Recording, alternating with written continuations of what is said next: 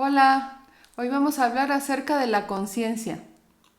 La Biblia enseña que Dios nos ha dado a todos una conciencia y la conciencia es la capacidad o la intuición de saber que algo está bien o algo está mal. Por la degeneración misma que el pecado ha traído, a veces la conciencia no funciona completamente bien como debería, y es por eso que necesitamos la guía de la palabra del Señor. Sin embargo, la conciencia está ahí. Y yo la describiría como un sensor, como algo que nos indica que algo no está bien. Y a veces ese sensor, por ejemplo en mi casa, si yo tengo una alarma y alguien quiere entrar, se activa un sensor.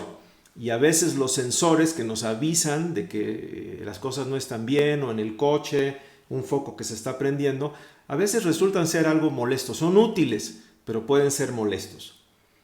¿Cómo sé cuando algo me está molestando o cuando esa alarma está sonando?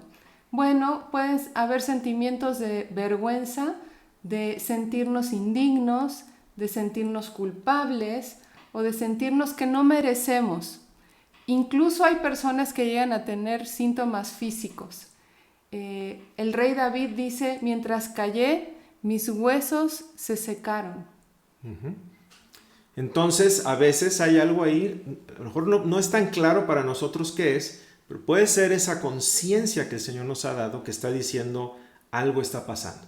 Por eso hoy vamos a hablar de cómo tener una conciencia limpia que nos permita relacionarnos libremente con Dios. Acompáñenos, no se lo pierdan.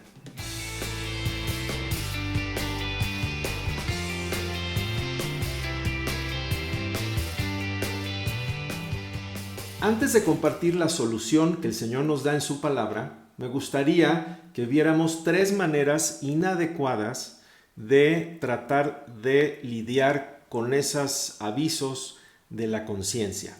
A lo mejor vamos a exagerarlas un poquito, porque puede ser que la cosa no sea tan blanco y negro como la vamos a presentar, pero esto nos sirve para identificar, como digo, maneras inadecuadas de tratar de acallar la conciencia. La primera manera en que podemos callar la conciencia es ignorando el sensor. ¿Cómo? Bueno, nos llenamos de distracciones, vicios, etcétera. Entonces, tratamos de tener una vida como para olvidar, como para... hay personas que no pueden tener tiempos a solas o de reflexión, sino tienen que como que estar en permanente huida o en permanente buscar algo que los saque de la realidad. Bueno, eso puede ser, es una manera desde luego inadecuada. Otra sería de plano destruir el sensor. En el libro de Timoteo, 1 Timoteo capítulo 4, en los primeros 3 versículos, habla de personas que tienen cauterizada la conciencia.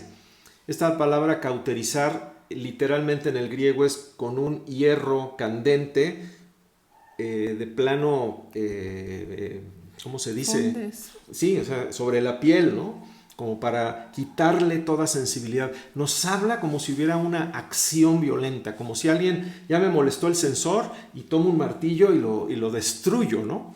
Entonces, hay, por ejemplo, las personas que están en bandas criminales o en pandillas, a veces para poder entrar a esos círculos tan oscuros, les piden cosas como que maten a alguien o hagan algo como para de plano ya cauterizar la conciencia, o sea, como una iniciación para romper esa capacidad de discernir el mal, ¿no?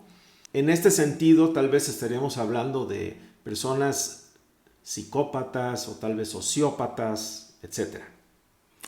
Pero vamos a ver que también hay maneras más sutiles de callar esta alarma, como por ejemplo meternos en ciertas corrientes de pensamiento. Siempre va a haber alguna corriente de pensamiento, alguna idea que nos va a decir que lo que estamos haciendo mal no está tan mal. Y de esta manera podemos negar, minimizar, justificar o proyectar nuestras culpas. También incluso puede ser que nos alejemos de todas aquellas cosas que nos hacen sentir incómodos. Incluso puede ser que dejemos de ir a la iglesia o que dejemos a nuestros amigos porque ya sabemos lo que nos van a decir y buscamos lo que nos hace sentir solamente cómodos. Conferencias, ideas, libros, siempre va a existir. Sí, el apóstol Pablo dice que en los últimos tiempos habrá muchos que ya no van a sufrir o a soportar o a aguantar la sana enseñanza. Porque la Biblia siempre, al final de cuentas, nos confronta, ¿no? Con amor, pero nos confronta.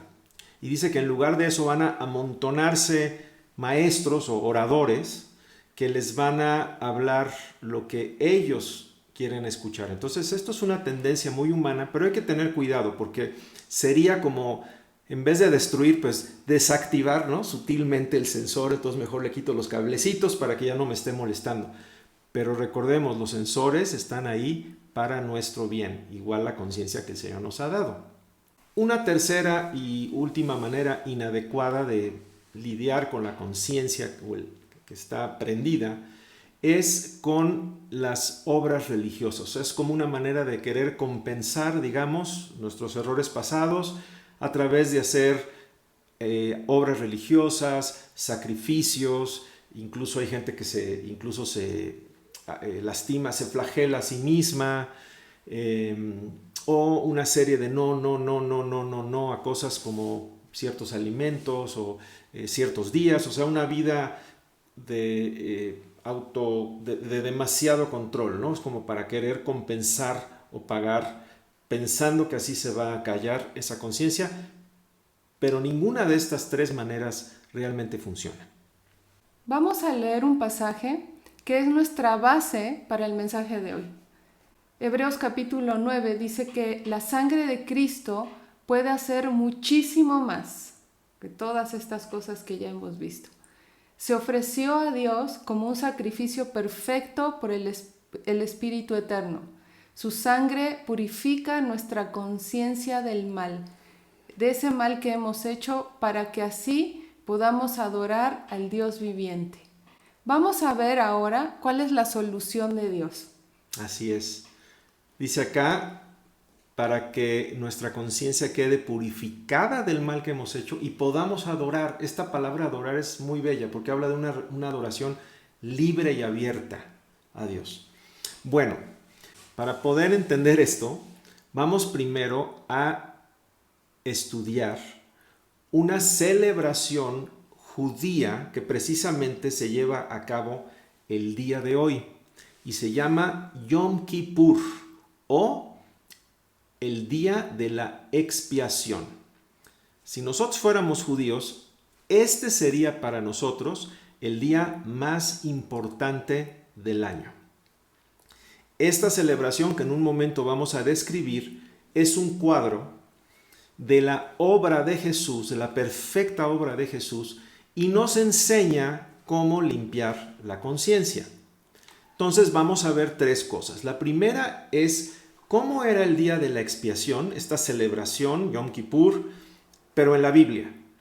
Porque lo que ahora hay, 2000 años después, son más bien rituales que surgieron en la Edad Media que no nos interesan. Lo que nos interesa es lo que Dios instituyó en el Antiguo Testamento, en la ley de Moisés, acerca de este día. Número 2, vamos a ver cómo este día nos habla de la obra de Jesús, vamos a entenderlo bien, y finalmente vamos a aprender cómo aplicar estas enseñanzas para lograr lo que anhelamos, que es esa limpia conciencia ante Dios.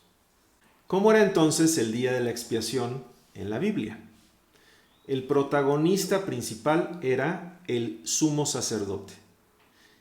En ese día y solamente en ese día, él entraba a un lugar muy especial del templo de Dios que se conocía como el lugar santísimo.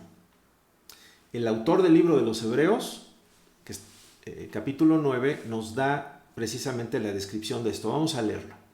El primer pacto tenía sus reglas para el culto y un lugar de adoración aquí en la tierra que era una carpa. Entonces estamos hablando del Antiguo Testamento, ya no aplica a nosotros. En el Antiguo Testamento Dios estableció reglas de cómo adorarle y un lugar para hacerlo. Se llamaba el tabernáculo, que en la traducción que leímos era una carpa. Más adelante después se hizo un templo hermosísimo. Y finalmente cuando Jesús estuvo aquí en la tierra, pues era el gran templo que había ahí en Jerusalén, ¿no? Entonces, esta carpa original era un recinto hecho de tablas de madera incorruptible cubiertas de oro, y había dos espacios, el lugar santo y el lugar santísimo, y estos estaban separados por un velo maravilloso de telas y diseños primorosos. Seguimos leyendo. Dice, el primer cuarto de la carpa se llamaba el lugar santo, ya lo dijimos, donde estaban el candelabro, la mesa y el pan que se dedicaba a Dios.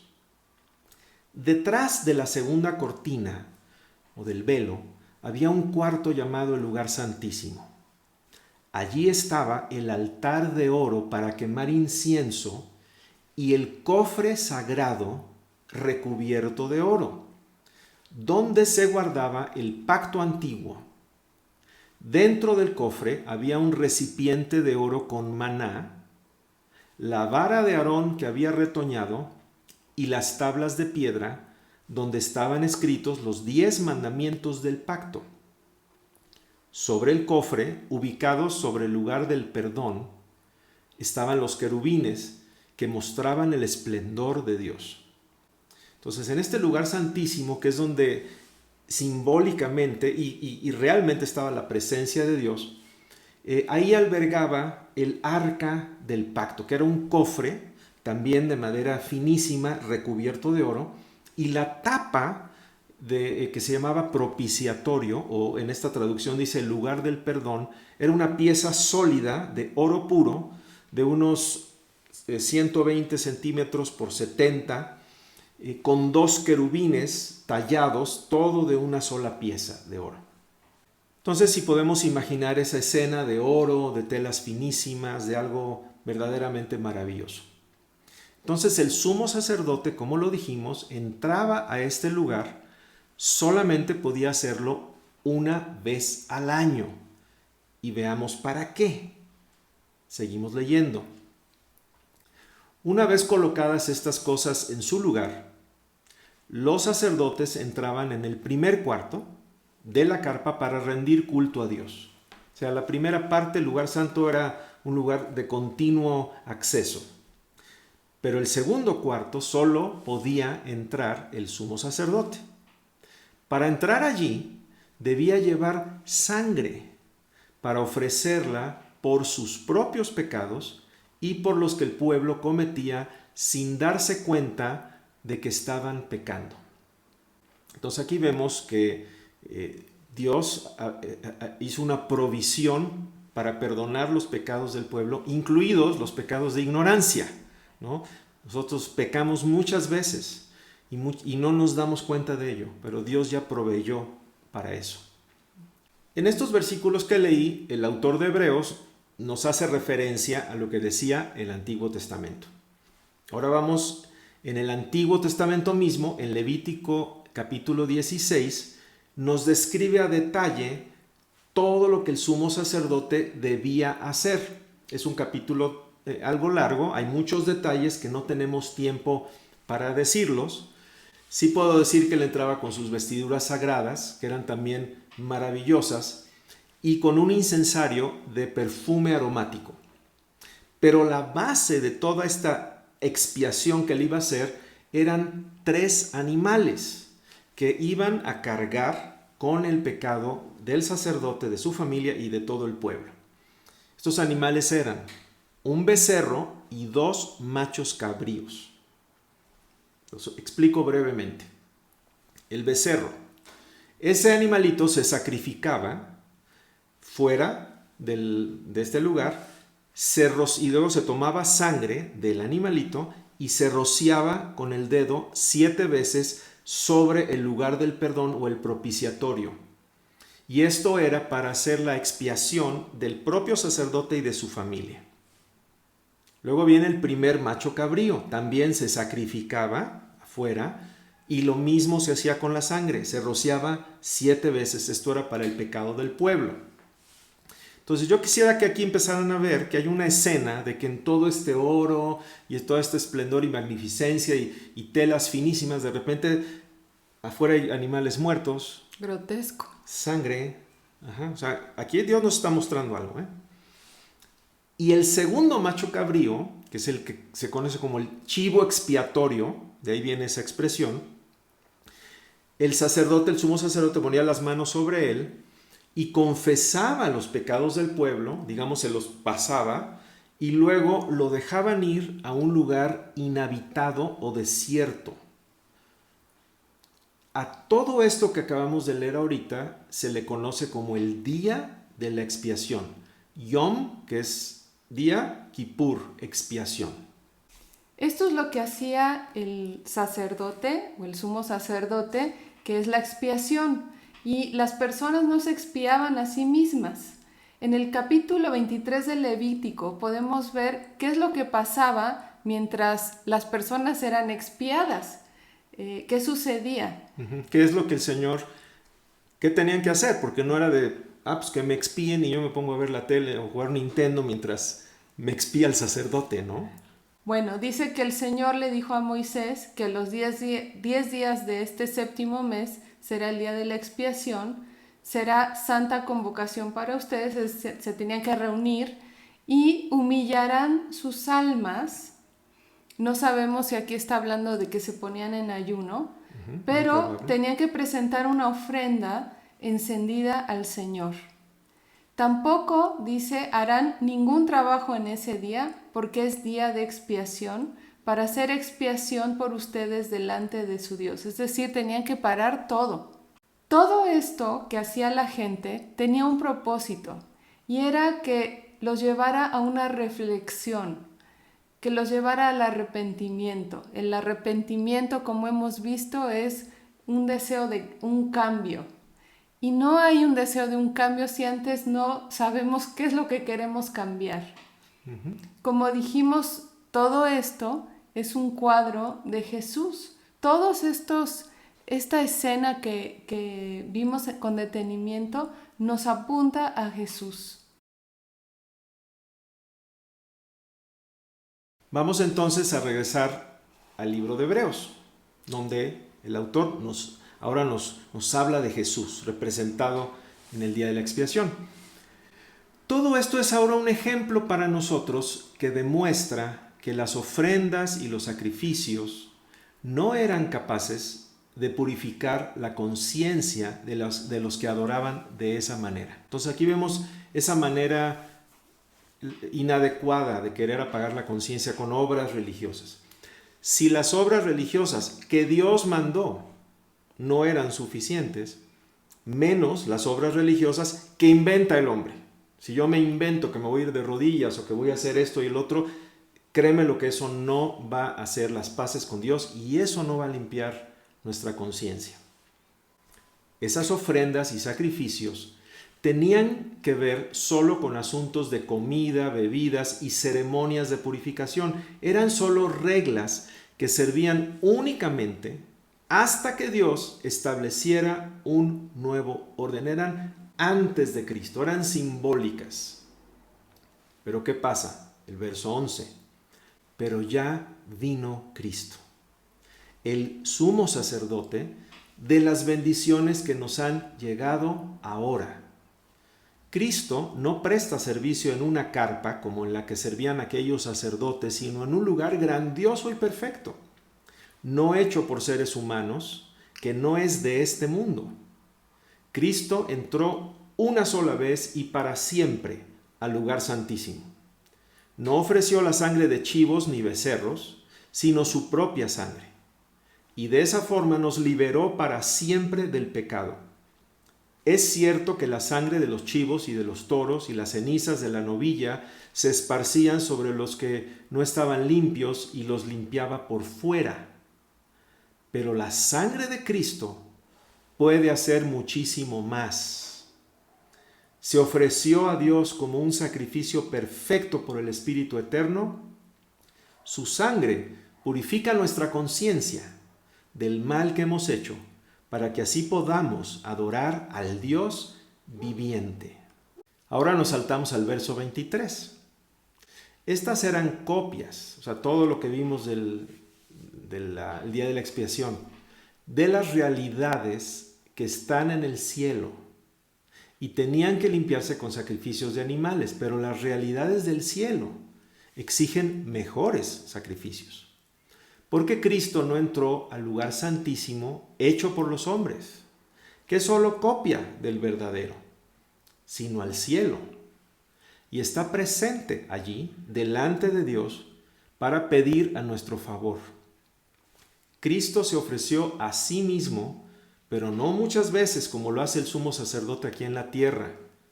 El sumo sacerdote entra al lugar santísimo una vez al año para ofrecer sangre ajena. Si fuera así con Cristo, habría tenido que sacrificarse muchas veces desde que se creó el mundo. Pero Él vino en estos últimos tiempos y se ofreció una vez por todas, sacrificándose a sí mismo para acabar así con el pecado. Vamos a ver algunas similitudes y diferencias en este pasaje. Algunas similitudes son que había en el Antiguo Testamento un representante del pueblo designado por Dios. En este caso era el sumo sacerdote. Ahora es Jesús. Y entraba al santuario de Dios ofreciendo sangre inocente como sacrificio por el pecado. Una diferencia es que el santuario al que entraba el sumo sacerdote era terrenal. Recuerden que era una tienda. El santuario al que entró Jesús es un santuario celestial. Dice que entró al cielo. Otra es que el sumo sacerdote primero tenía que ofrecer un sacrificio por él mismo y su familia. En el caso de Jesús, evidentemente no fue así. Si quieren ver más a detalle en Hebreos capítulo 7, versículos 26 al 27. Otra es que la sangre que se ofrecía en el Antiguo Testamento era de animales. Ahora la sangre que se ofreció fue la propia sangre del Señor Jesús. Algo diferente es que en el Antiguo Testamento esta expiación se hacía cada año. Ahora acabamos de leer que esta expiación se ha hecho una vez, una sola vez y para siempre. Ya no hay más necesidad de sacrificios, ya está hecho. Con el sacrificio de su sangre, Jesús logró dos cosas. La primera es expiar. Expiar significa cubrir o tapar. Dentro del arca estaban representados los tres grandes pecados de los israelitas, que son también los tres grandes pecados de todos nosotros, que la próxima semana los veremos con más detalle, pero estaban siempre, digamos, a la vista de Dios. Entonces, esa sangre cubría, tapaba. Entonces Dios, en vez de ver el pecado, veía la sangre. Jesús, con su sangre, en vez de Dios ver nuestro pecado, Dios ve el sacrificio que Jesús hizo por nosotros. Está cubierto nuestro pecado. A mí me encanta este tema. Y hay lo que yo llamo el Evangelio según Isaías. Porque 700 años antes de que viniera Jesús, Isaías describe la obra de expiación de Jesús de una manera igual que lo hicieron los que lo vieron, los evangelistas. Entonces vamos a leer Isaías 53. Jesús fue despreciado y desechado de los hombres, varón de dolores y experimentado en aflicción, y como uno de quien los hombres esconden el rostro. Fue despreciado y no lo estimamos. Ciertamente Él llevó nuestras enfermedades y cargó con nuestros dolores. Con todo, nosotros lo tuvimos por azotado, por herido de Dios y afligido. Pero Él fue herido por nuestras transgresiones, molido por nuestras iniquidades. El castigo por nuestra paz cayó sobre Él, y por sus heridas somos sanados. Todos nosotros nos descarriamos como ovejas, nos apartamos cada cual por su camino, pero el Señor hizo que cayera sobre él la iniquidad de todos nosotros. Fue oprimido y afligido, pero no abrió su boca. Como cordero que es llevado al matadero, y como oveja que ante sus trasquiladores permanece muda, él no abrió su boca. Por opresión y juicio fue quitado, y en cuanto a su generación, ¿quién tuvo en cuenta que él fuera cortado de la tierra de los vivientes por la transgresión de mi pueblo, a quien correspondía la herida? Se dispuso con los impíos su sepultura, pero con el rico fue en su muerte, aunque no había hecho violencia ni había engaño en su boca. Pero quiso el Señor quebrantarlo, sometiéndolo a padecimiento. Cuando Él se entregue a sí mismo como ofrenda de expiación, verá a su descendencia, prolongará sus días, y la voluntad del Señor en su mano prosperará.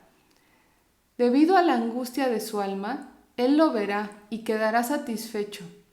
Por su conocimiento, el justo, mi siervo, justificará a muchos y cargará las iniquidades de ellos.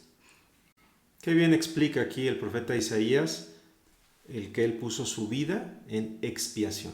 Es impresionante también los detalles que nos da, cosas como que la sepultura iba a ser con los ricos, y sí, Jesús fue sepultado en una tumba de un hombre rico, José de Arimatea. Entonces aquí está lo que el Señor hizo por nosotros. Cargó, tapó. Y la segunda cosa, el segundo verbo que se utiliza, que ya lo usa el Nuevo Testamento, es la palabra redimir. En Hebreos 9 dice que Él logró para nosotros, Hebreos 9:12, redención eterna. La palabra redimir significa pagar el rescate, liquidar la deuda, ya está todo completamente pagado. Regresamos entonces al tema de la conciencia. ¿Cómo podemos recibir esa pureza, esa limpieza de la conciencia para que podamos tener una relación viva, una adoración real, no religiosa, sino real y genuina al Dios vivo? Un Dios que no está ahí. A veces la relación con Dios para muchas personas es casi como de un funeral, de algo muy ritual, y Jesús habló de algo muy diferente, ¿no? De adoradores que adoran al Padre en espíritu y en verdad. Entonces, ¿cómo podemos llegar a esa libertad de entrar a su presencia con libertad y adorarle y conocerle? Recordemos que las instrucciones que Dios había dado en cuanto a esos sacrificios tenían que ver con reflexionar para que hubiera un arrepentimiento. No se puede recibir el perdón de pecados si primero no hay arrepentimiento. Y hay 4 cosas que pueden sabotear ese arrepentimiento y son muy sutiles. La primera es cuando yo niego o negar que estoy haciendo mal.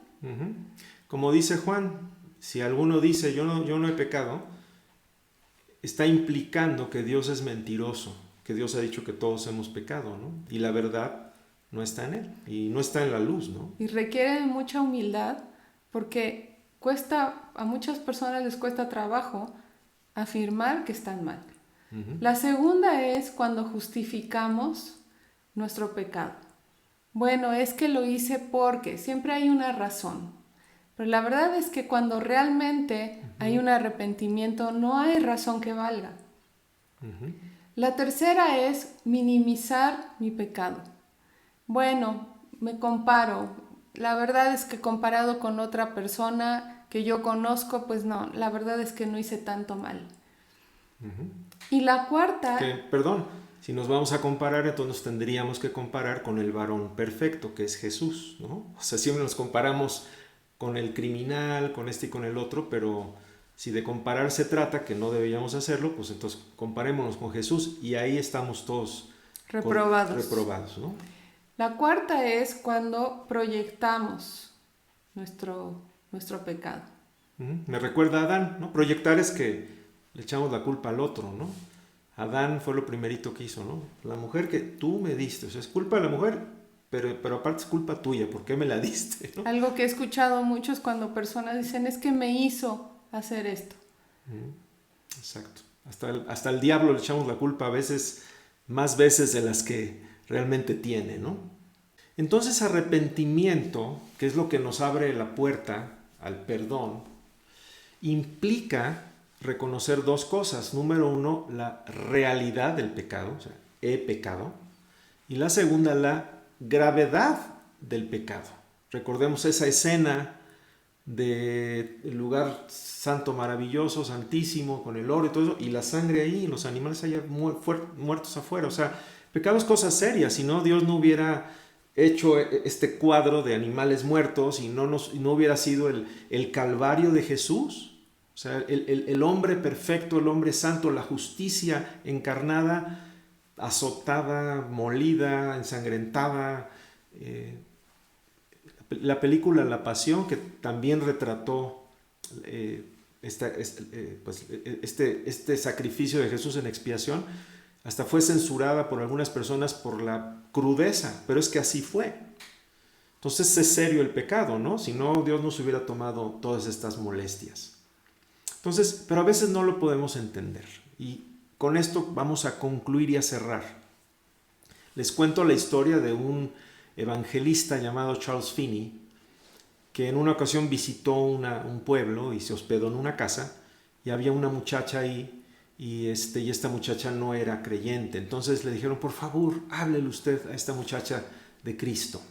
Entonces él quiso empezar a tener una conversación con ella, pero ella estaba pues realmente indiferente, y más allá de indiferente, un poco hasta grosera, ¿no? Desinteresada completamente en esos temas. Entonces él le dijo, ¿me permitirías orar por ti? Sí, claro. Y él dijo, Padre, yo te pido por favor que le muestres a esta muchacha su pecado. Se fue y regresó un tiempo después, y cuando él regresó se volvió a hospedar en esa casa, y la muchacha lo fue a buscar inmediatamente, y Dios había trabajado en el corazón de esta chica, donde ella se pudo dar cuenta de su vida realmente vista desde la perspectiva de Dios. Dijo, estoy lista, por favor, hábleme de ese Salvador. La próxima semana vamos a ver esos 3 elementos que había dentro del arca para entender más lo que es el pecado. Pero por hoy quisiéramos dejarlos con una oración y un reto. Vamos a la oración. Normalmente cuando pensamos en orar, pensamos en pedir protección, pensamos pedir por nuestras necesidades, pensamos pedir por nuestros hijos, familia, etc. Pero hay una oración superior aquí en el Salmo 139, donde David dice, sondéame, oh Dios, conoce mi corazón, pruébame, penetra mis pensamientos, mira si me conduzco mal y guíame por el camino eterno. Para mí es una oración superior porque le estamos dando a Dios la puerta abierta para que Él escudriñe y se meta a los rincones y nos enseñe realmente, porque a veces no vemos cuando estamos haciendo mal. Esta puede ser una oración incómoda, porque si yo tengo la luz apagada en un cuarto, pues a lo mejor no me molesto, ¿no?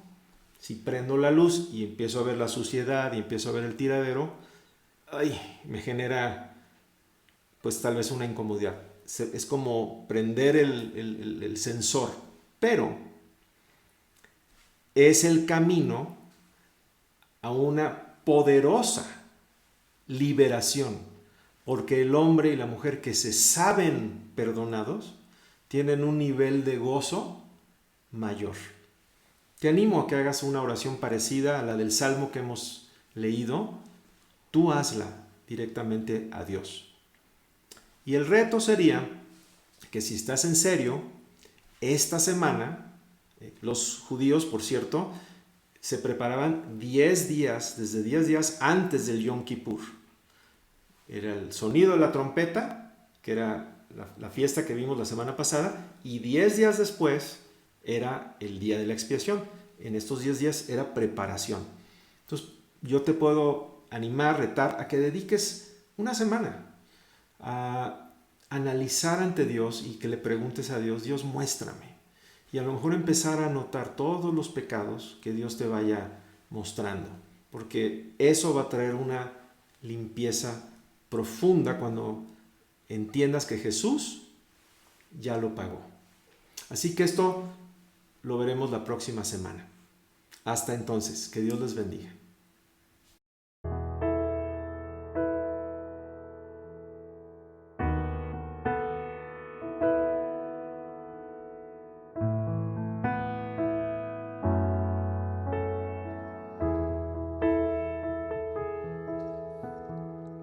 Abre mis ojos, oh Cristo, abre mis ojos, te pido, yo quiero verte, yo quiero verte.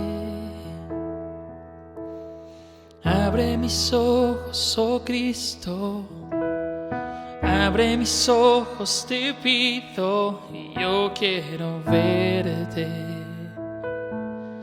Yo quiero verte y contemplar tu majestad y el resplandor de tu gloria. Derrama tu amor y poder mientras cantamos Santo, Santo. Abre mis ojos, oh Cristo. Abre mis ojos, te pido, yo quiero verte, yo quiero verte. Abre mis ojos, oh Cristo, abre mis ojos, te pido, yo quiero verte, yo quiero verte. Y contemplar tu majestad y el resplandor de tu gloria. Derrama tu amor y poder mientras cantamos Santo, Santo. Y contemplar tu majestad y el resplandor de tu gloria. Derrama tu amor y poder mientras cantamos Santo, Santo, Santo, Santo, Santo, Santo, Santo, Santo. Yo quiero verte, yo quiero verte, yo quiero verte. Yo quiero verte y contemplar tu majestad y el resplandor de tu gloria. Derrama tu amor y poder mientras cantamos Santo, Santo. Y contemplar tu majestad y el resplandor de tu gloria.